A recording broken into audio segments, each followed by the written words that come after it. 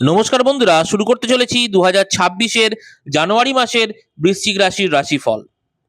জানুয়ারি মাসের প্রথম অর্ধে বৃশ্চিক রাশির জাতক বা জাতিকার রাশিপতি এবং ষষ্ঠপতি মঙ্গল দ্বিতীয় ঘরে অবস্থান করেছে এবং তার সাথে সাথে দশমপতি অর্থাৎ কর্মপতি রবি ও এখানে অবস্থান করেছে এবং তার সাথে দ্বিতীয় পতি বৃহস্পতি অষ্টমে বসে তার দৃষ্টি এখানে দিচ্ছে।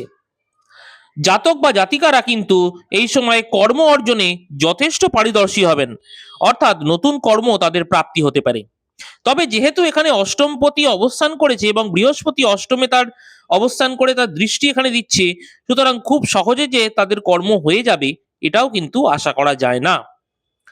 যে সমস্ত মানুষ অলরেডি কোনো কর্মের সঙ্গে যুক্ত আছেন তাদের ক্ষেত্রে কর্মস্থানে কিছু ঝামেলা, শত্রুতা ইত্যাদি হতে পারে।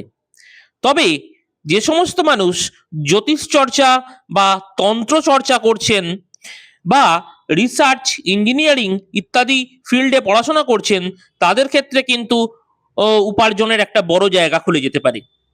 যে সমস্ত ব্যক্তিরা তাদের কেরিয়ার বিদেশে করতে চাইছেন, দ্বাদশপতি শুক্রের অবস্থান কিন্তু সেই জায়গায় তাদের অনেকটা সাহায্য করতে পারে। যেহেতু তার শুক্র এদের ক্ষেত্রে সপ্তমপতিও বটে, তাই সে দ্বিতীয় স্থানে অবস্থান করায় যে সমস্ত জাতক জাতিকারা বিবাহের জন্য চেষ্টা করছেন তাদের কিন্তু বিবাহের যোগও এই সময় দেখা যাচ্ছে।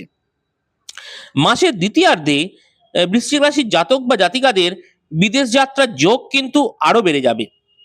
আপনাদের রাশির পঞ্চমে শনিদেব অবস্থান করায় আপনাদের প্রেম সংক্রান্ত কিছু বা সন্তান সংক্রান্ত কিছু সমস্যা এই সময় হতে পারে।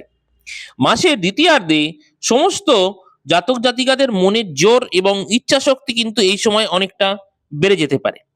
সেই সময় তারা নিজেদের ক্ষমতাকে কাজে লাগিয়ে নতুন নতুন ফিল্ডে ভালো কানেকশনও তৈরি করতে পারেন। মাসের দ্বিতীয়ার্ধে বৃশ্চিক রাশির জাতক জাতিকাদের কিছু ভ্রমণযোগও হতে পারে। বৃশ্চিক রাশির জাতক বা জাতিকারা অবশ্যই ভালো ফলের জন্য হনুমান চালিসা পাঠ করতে পারেন। ধন্যবাদ।